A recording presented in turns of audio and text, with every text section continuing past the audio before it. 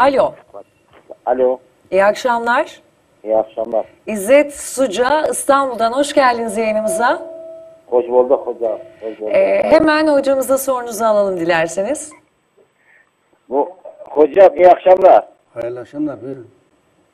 Hocam ben 55 yaşındayım. Böyle öksürünce biraz rahatsız oluyorum. O öksürük farklı. Her türlü bronşit, öksürük, kuru öksürük, astım, yani nefes yolları rahatsızlarına karşı Afrika ıtırından bizim çok güzel bir formül geliştirdik.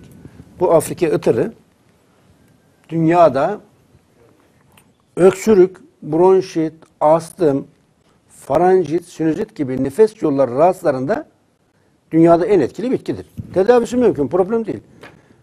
Kolay. 50 bin kişi üzerinde Afrika ıtırı denenmiş Avrupa'da. Evet. 50 bin kişi.